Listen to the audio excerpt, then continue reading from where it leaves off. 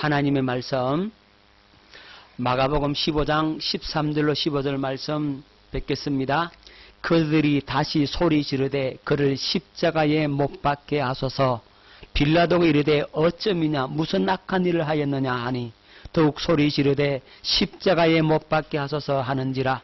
빌라도가 무리에게 만족을 주고자 하여 바라바는 놓아주고 예수는 채찍질하고 십자가에 못 박히게 넘겨주니라. 요한복음 19장 30절 예수께서 신 포도주를 받으신 후에 이르시되 다 이루었다 하시고 머리를 숙이니 영혼이 떠나가시니라. 아멘. 자, 여기 이 사람이 온 세상을 보는데요. 빨간색 안경을 쓰고 봐요. 그러면 온 세상이 어떻게 보인다고요? 빨갛게 보입니다. 이 사람이 뭐라 그러죠? 우와, 온 세상이 빨갛다라고 얘기합니다. 자, 그리고 이 사람이 빨간색 안경을 벗고 파란색 안경을 꼈어요. 그러면 어떻습니까? 온 세상이 파랗게 보이죠? 이 사람이 뭐라 그러겠어요? 우와, 온 세상이 파랗다 그랬습니다. 여러분 보세요. 똑같은 세상인데, 세상을 바라보는 똑같은 눈인데 파란색 안경을 썼느냐 빨간색 안경을 썼느냐에 따라서 세상이 빨갛게 보이기도 하고 세상이 파랗게 보이기도 합니다. 그렇다면 우리는 무슨 안경을 쓰고 세상을 봐야 되겠습니까? 여러분 과연 어떤 안경을 쓰고 세상을 보고 있습니까? 우리는 무슨 안경을 써야 되죠? 예, 우리는 그리스도의 마음의 안경을 쓰고 세상을 바라봐야 합니다. 그러면 그리스도의 마음으로 보는 세상은 얼마나 아름답겠습니까?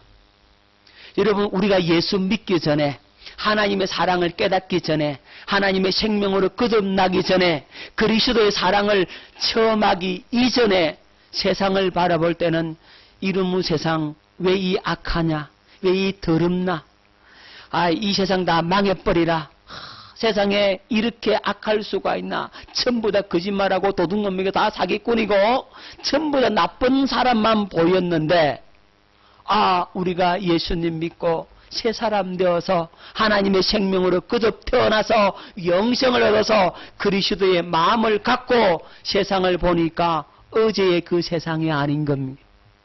어제 보았던 풀 한 포기, 어제 보았던 나무 한 그루가 오늘날은 정말로 하나님의 솜씨로 보이고 하나님의 창조의 그 숨결이 그 속에 들어있음이 보이고 모든 것이 하나님의 사랑이요 은혜임을 알게 되고 보게 되잖아요. 무슨 안경을 써서 그래요? 예, 그리스도의 마음의 안경을 쓰고 보니까 세상이 그렇게 보이더라.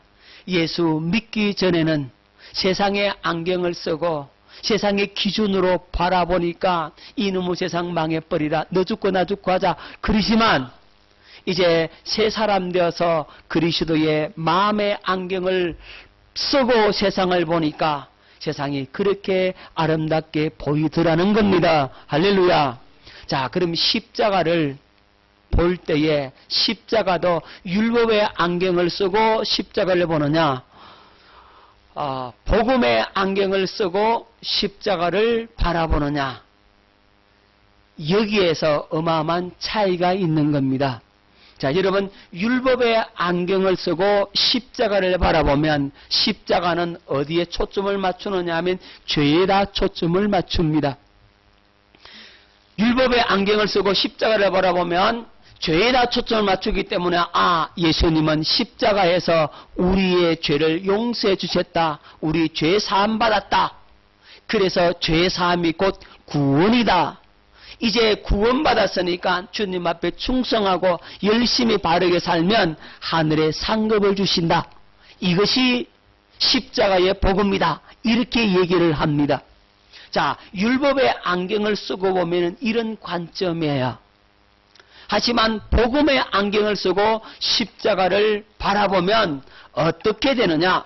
십자가는 생명을 주는 겁니다. 영생을 주는 겁니다. 왜 예수님이 십자가에 못 박혀 서야만 했는가? 왜 우리 죄를 사해 주셨는가 하는 부분을 바라보게 되는 겁니다. 예수님 왜 십자가의 나무에 달려 죽으셨지요? 우리의 죄를 사하기 위해서 죽으셨다고 말을 하죠. 틀린 말이 아닙니다. 맞습니다. 그럼 왜 예수님이 우리 죄를 사해 주셨어요? 라고 물으면 율법의 안경을 쓰고 보면 대답할 말이 없습니다. 율법의 안경을 쓰고 예수님이 왜 십자가에 죽으시고 우리 죄를 사해 주셨습니까? 라고 물으면 대답할 말이 없어요. 죄사함이 곧 구원이라고. 구원이에요. 그것이에요. 죄를 사해 주는 목적 때문에 예수님이 죽으셨어요. 끝이에요.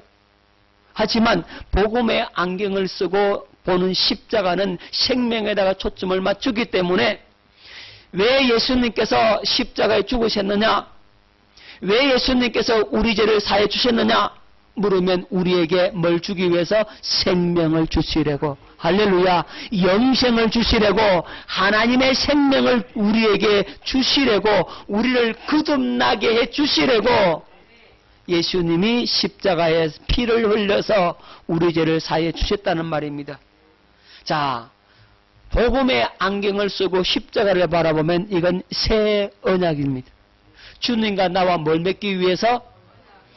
새 언약을 맺게 주시려고, 새 언약을 맺으려고 예수님이 십자가에서 피를 흘리셨단 말입니다.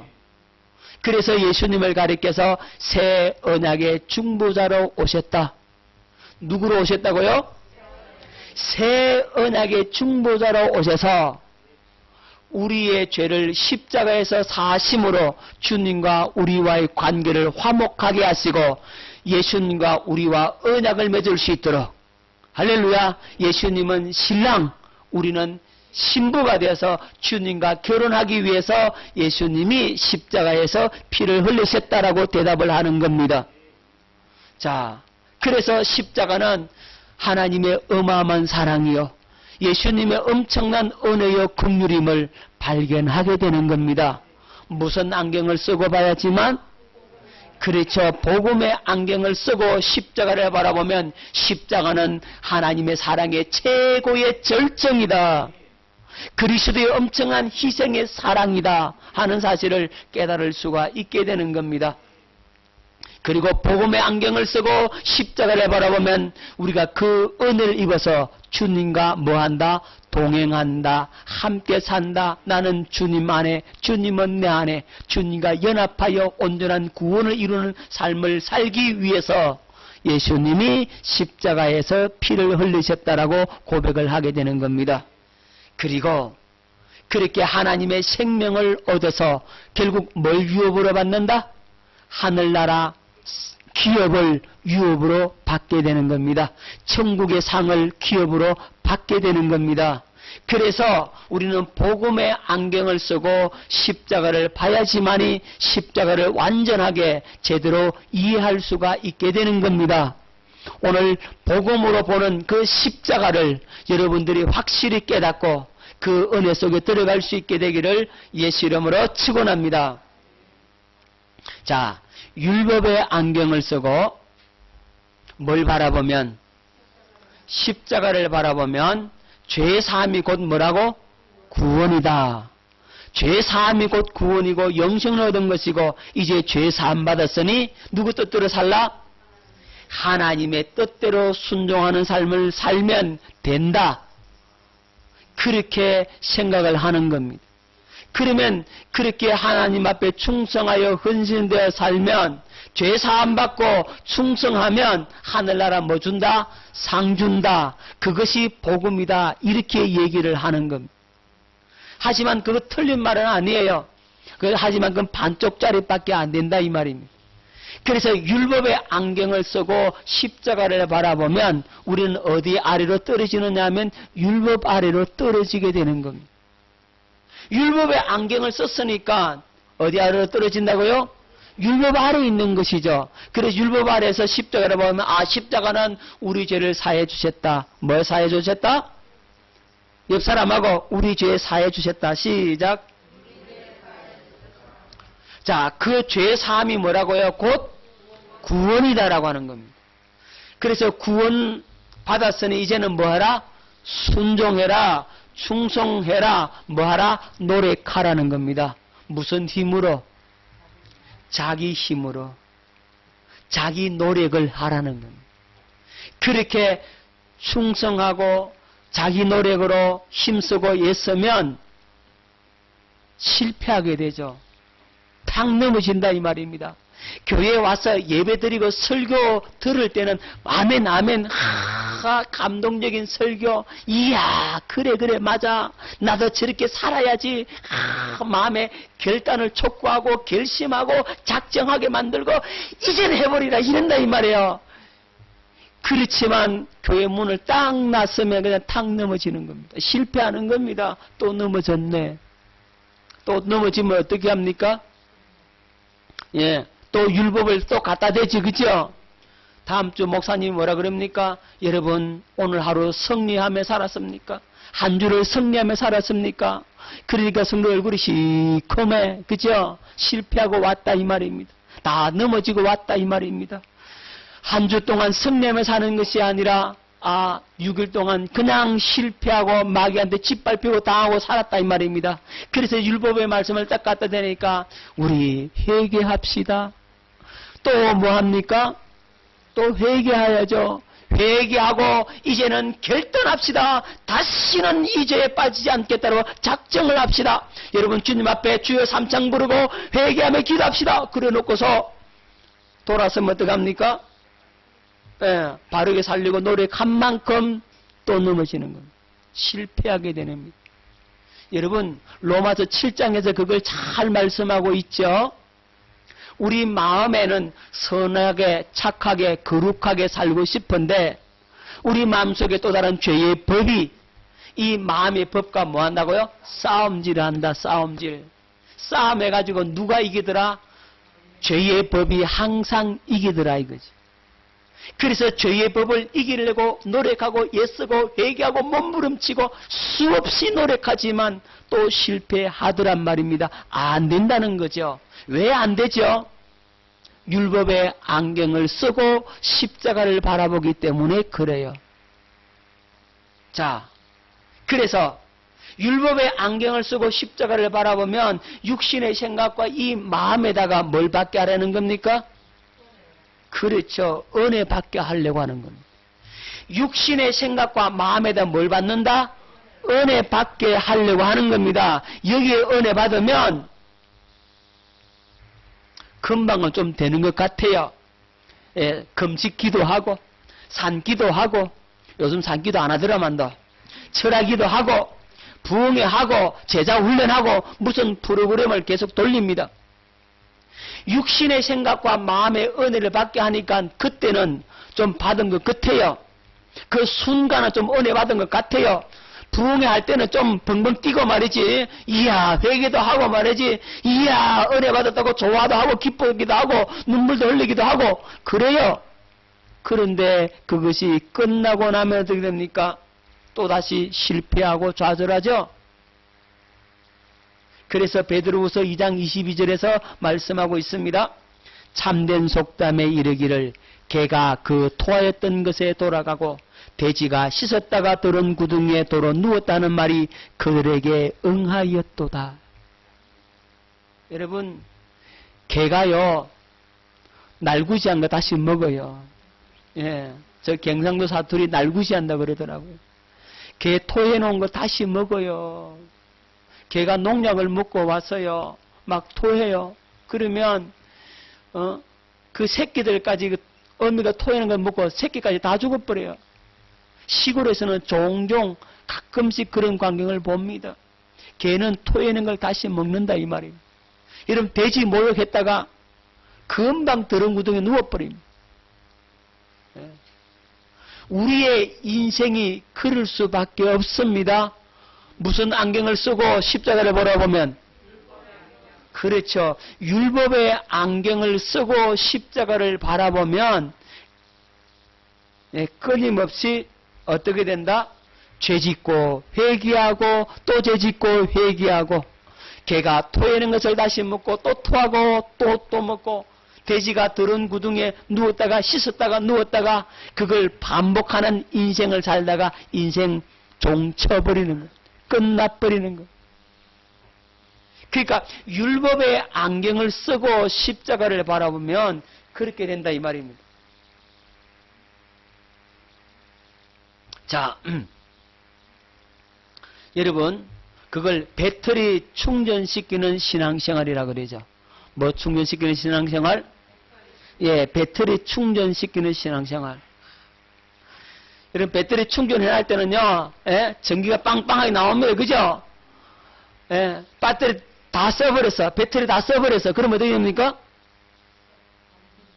다시 충전해야 되지, 뭐. 예. 예. 배터리 다 되면 또 충전하고, 배터리 다 되면 또 충전하고, 그 생활 끝난다, 이 말입니다. 여러분, 원숭이를 훈련해서 사람 만들려는 시도입니다, 이건. 원숭이 아무리 훈련해도 사람 돼야 안 돼요? 안 되잖아요. 그런데 사람들이 착각하기를 원숭이도 훈련하면 사람 된다 이래요. 그 훈련시켜보면 조금 성과는 있죠, 그죠? 사람 흉내는 낸다 이 말입니다. 원숭이 가지고 훈련시켜 사람 흉내는 내는데 뭐는 안 되더라? 사람은 안 되더라는 거죠. 그런데 그런 생활을 계속하면서도 그걸 알아요, 몰라요? 예. 율법의 안경을 쓰고 보면, 야, 저 세상이야, 파랗대. 아무리 얘기해도 빨간색 안경 쓰고 있는 사람은 무슨 소리 하냐고, 빨갛잖아. 아무리 얘기해도 알아들어요, 못 알아들어요? 못 알아듣죠? 야, 저 세상이 파랗지 어떻게 빨갛냐? 봐, 지금 빨갛게 다 보이는데. 뭐 안경 썼어요? 빨간 안경 썼다 이 말이에요. 빨간 안경 쓰는 사람에게 세상이 파랗다 그래봐야 알아들어요, 못 알아들어요? 못 알아들어요. 어떻게 하면 되죠? 안경을 빼버려야 돼. 안경을 벗겨야 된다고. 못에 가려진 수건을 벗겨버려야 된다고. 율법의 안경을 벗겨버려야 되는 거예요. 근데 그게 쉽나? 그게 어렵다 이 말입니다. 예. 율법의 안경 벗기가 그렇게 어려운 겁니다. 그것이 견고한 진이 되어 있다 이 말입니다. 지금까지 수십 년 동안 그렇게 신앙생활을 하고 왔으니까 그것이 쌓이는데 그 한꺼번에 그게 벗겨집니까? 안 벗겨지지. 절대로 안 벗죠.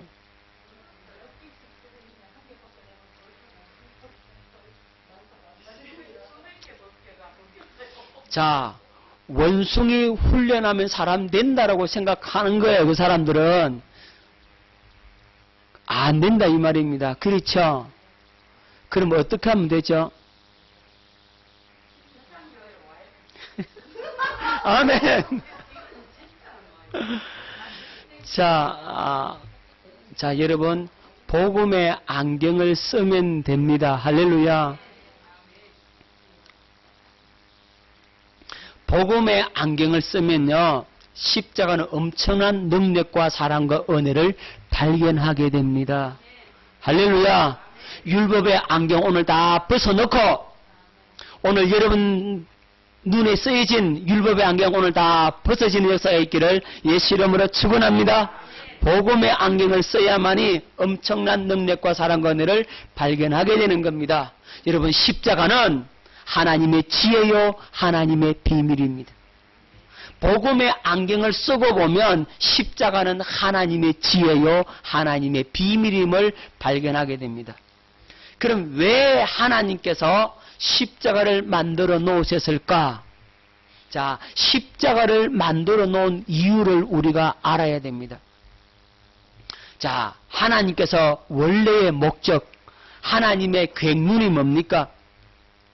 하나님께서 인간 창조를 왜 하셨습니까? 하나님께서 영원 전에 이미 계획을 세워 놓았어요. 무슨 계획을 세워 놓았습니까? 우리가 하나님의 생명을 가진 하나님의 자녀로 낳는 것, 우리가 하나님의 자녀가 되는 것, 영생을 얻는 것, 우리가 주님의 몸된 교회가 되는 것, 뭐가 되는 것요? 교회가 되는 것. 그것이 영원전에 하나님께 세워놓으신 계획이란 말입니다. 다른 말로 하면 우리가 하나님의 자녀가 된다고요. 아멘. 우리 사모가 이 얘기하면 잘하는 얘기가 있죠. 세상에 있는 모든 것들은 새끼 낳고 죽는다. 그렇죠? 예, 모든 짐승들은 자기와 똑같은 유전자, 똑같이 생긴 새끼를 놓고 죽어요. 개도 똑같은 개를 놓고 개가 원숭이 낳아요? 개는 개를 낳는 거죠. 원숭이는 원숭이를 낳는 거죠. 그죠? 이 세상의 모든 존재하는 것들은 자기와 똑같은 것을 만들어 놓고 죽더라고요. 여러분, 풀도 마찬가지입니다. 식물들도 마찬가지예요. 자기와 똑같은 씨앗을 남겨놓고 똑같은 것을 만들어 놓고 죽더라고. 그렇잖아요. 하나님도 마찬가지예요. 하나님도 하나님의 생명을 가진 하나님의 자녀를 낳는 것이 하나님의 원래의 계획이란 말입니다. 할렐루야. 자, 디도서 1장 2절 말씀을 뵙겠습니다. 영생의 소망을 인함이라. 이 영생은 거짓이 없으신 하나님이 영원한 때 전부터 약속하신 것인데, 하나님께서 우리에게 뭘 주겠다? 영생. 영생이 뭐예요? 자, 예. 영생이라고 하는 것은 하나님의 생명이죠. 영원하여 사는 생명이죠. 그리고 하나님과 함께 사는 생명이란 말입니다. 영생이라는 단어는 쉽게 풀이하자면 이렇습니다. 예수님께서 우리에게 이렇게 약속을 하시는 겁니다. 얘들아 너희들 내 생명으로 너희들을 거듭 태어나서 나와 결혼해서 나와 하나 되어서 아버지 집에서 영원토록 함께 살자. 그게 뭐라고요? 영생이란 말입니다.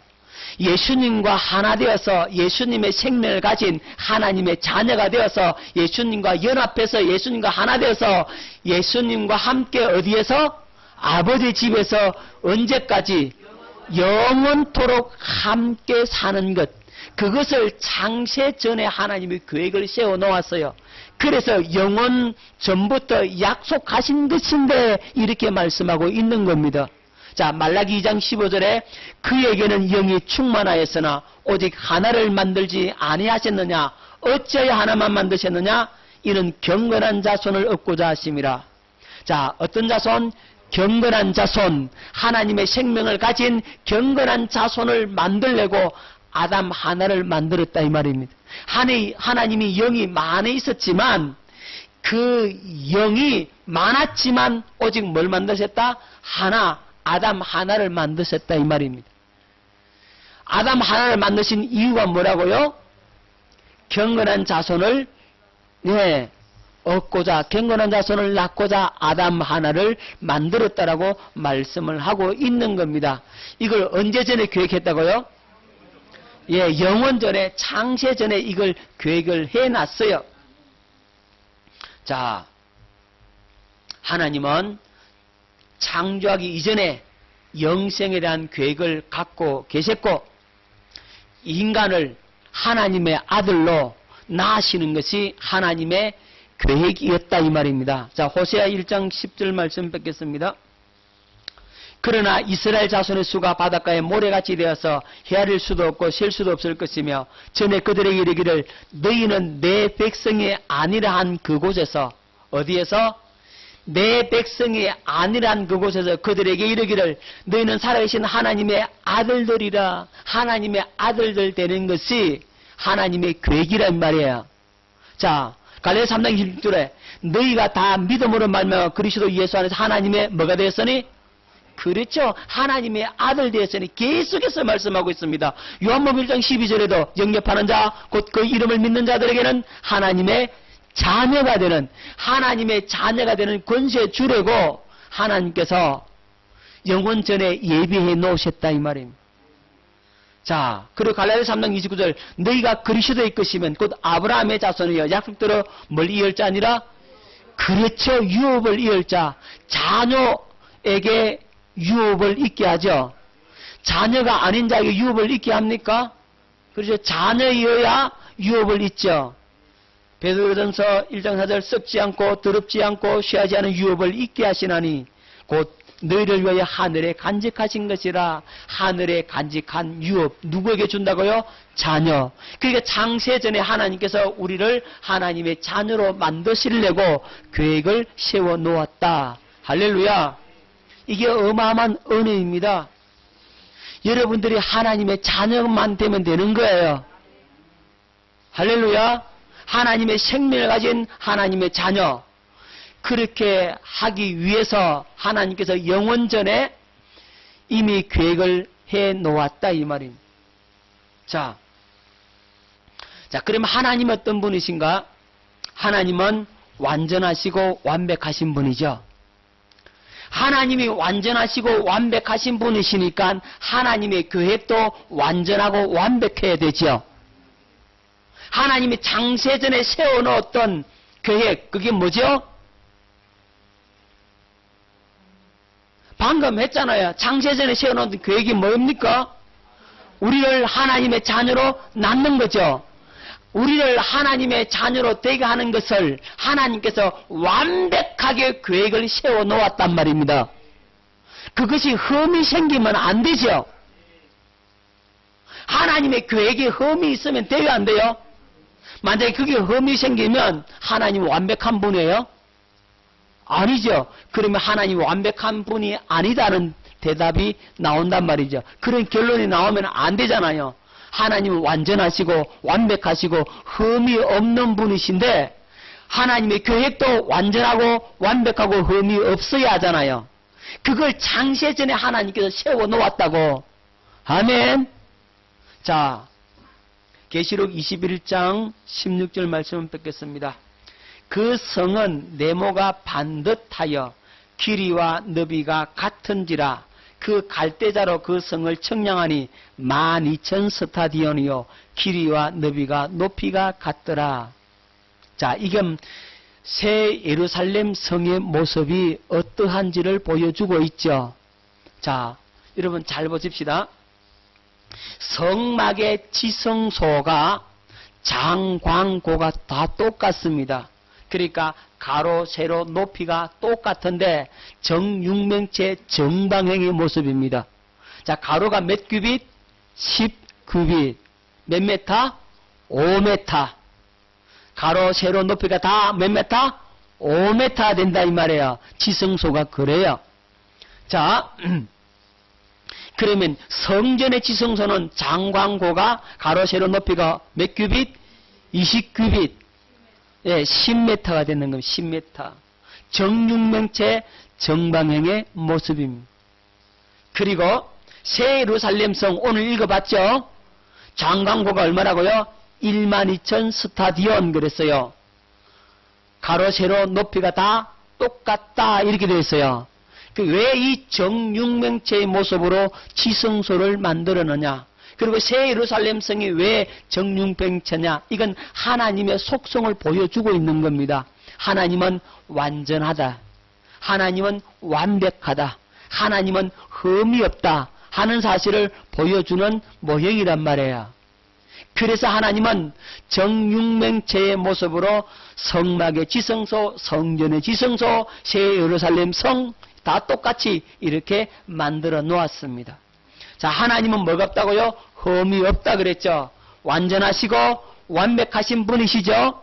그러면 그의 계획도 완전하고 완벽해야 되죠. 그렇죠. 완전하시고 완벽하신 하나님께서 우리 인간을 창조하실 때 어떻게 만들겠습니까?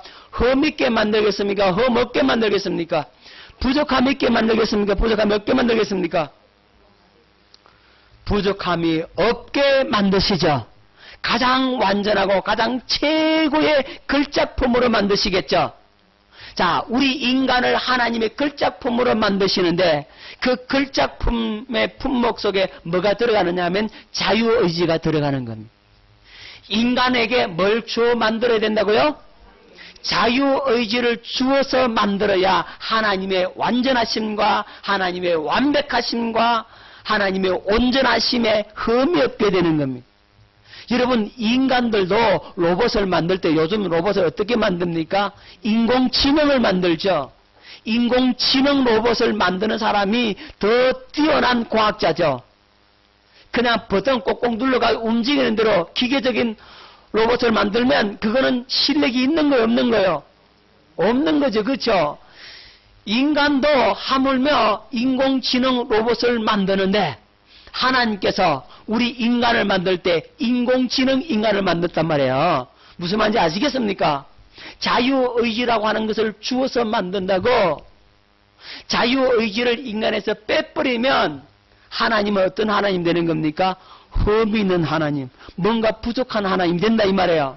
그래서 하나님의 완전하시고 완벽하시기 때문에 하나님은 우리 인간을 만드실 때에 자유의지를 주었다. 이 자유의지를 주어서 누구를 이기라고 준 거예요? 마귀를 이기라고 줬다고. 마귀를 짓밟아보라고, 마귀와 싸워 이기라고 그 자유의지를 줬다 이 말이에요. 자, 하나님의 완전하심 때문에 인간은 자유의지를 갖게 되는 겁니다. 자, 만약에 인간에게 자유의지를 주지 않으면 하나님의 완전하심에 흠이 생기게 되죠. 하나님이 뭔가 부족한 분이 된다 이 말이에요. 그래서 완전하시기 때문에 인간에게 완전한 자유의지를 주어서 하나님께서 부족함이 없는 부분, 완전하신 분임이 드러나게 된 겁니다. 자, 그리고 하나님의 최선과 하나님의 완전하심은 선악과를 먹을 수 있음에도 불구하고 선악과를 먹지 않는 것이 더 완전한 것이죠. 여러분, 하나님의 완전하심과 완벽하심은 흠이 있으면 돼요, 안 돼요? 안 되죠. 그러면 인간의 자유의지를 활용할 수 있는 기회를 줘야 됩니까? 안 줘야 됩니까? 줘야 되죠. 그러니까 여러분 잘 보십시오. 인간이 죄 지을 수 있는 환경을 만들어 놓고 인간이 죄 안 짓는 게 그게 더 훌륭한 거예요. 죄 지을 수 없는 환경을 만들어 놓고 죄 안 짓는 게 훌륭한 거예요. 그래서 죄를 지을 수 있음에도 불구하고 죄를 안 짓는 것이 더 훌륭하고 더 완벽한 거죠. 그래야 흠이 없는 거잖아요. 그렇죠. 왜냐하면 하나님은 우리 인간의 자유의지를 제한하지 않아야 된다는 거죠. 자, 그래서 하나님의 완전하심과 하나님의 최선으로 우리 인간에게 자유의지를 주어서 인간을 창조를 했습니다. 할렐루야. 그리고 하나님께서 이 에덴 동산을 창설하시고 생명과 선악과를 거기에 딱 만들어 넣었죠. 인간이 자유의지를 써서 마귀에게 넘어가지 않도록 하나님께서 그걸 원하셨다 이 말입니다. 그런데 하나님께서 인간에게 자유의지를 주면서 에덴 동산에 생명과 선악과를 만들어 놓고 거기에 살게 하셨는데 마귀가 득실거리는 그곳에 인간을 살게 하셨는데 이 마귀가 인간을 속이고 인간을 무너뜨릴 때 인간이 그 유혹을 받아서 넘어진다는 사실을 하나님이 알까 모를까?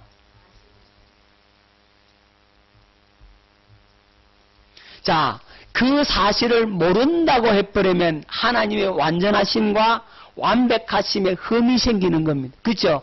하나님께서 전지전능 그랬는데 전지하심에 흠이 생기게 된다 이 말입니다. 그렇죠? 자, 그러면 하나님께서 우리 인간에게 자유의지를 주어서 마귀가 득실거리는 그 에덴 동산에 선악과와 생명과를 만들어서 딱 놨는데 인간이 마귀한테 쏘가서 넘어질 수 있다는 사실을 하나님은 알았다 이 말입니다. 그러면 알고서 그 인간이 그렇게 해서 끝나버리면 하나님께서 흠이 있는 분이 된단 말이죠. 그래서 인간의 자유의지를 잘못 사용해서 인간이 넘어지고 실수함을 통해서 마귀의 종이 될 거란 사실을 알면서도 그렇게 하셨고, 또 거기에 대한 하나님의 대비책을 만들어 놔야 돼. 그렇죠? 하나님의 계획에는 흠이 있어요, 없어요? 흠이 없다 이 말입니다. 그래서 인간이 자유의지를 잘못 사용함으로써 인간이 죄에 빠졌을 경우에 그를 다시금 하나님의 자녀로 낳는 하나님의 대비책을 만들어 놔야 돼요. 그 대비책이 뭐냐? 그게 바로 십자가란 말입니다. 그래서 이 십자가는 하나님의 비밀로 딱 감춰놓은 겁니다. 뭐 했다고요? 하나님이 감춰놨어요. 할렐루야. 그래서 십자가는 하나님의 비밀이요 하나님의 지혜란 말입니다. 그래서 하나님께서 하나님의 최선과 하나님의 완전하심 때문에 하나님께서 십자가를 반드시 감춰놔야 돼요. 이건 아무도 모르게 숨겨놔야 됩니다. 만약에 이걸 숨겨놓지 않으면 안 된다 이 말입니다. 자, 하나님은 장세전에 하나님께서 인간이 타락할 걸 아시고 아무도 모르게 창세전에 뭘 준비해놨다?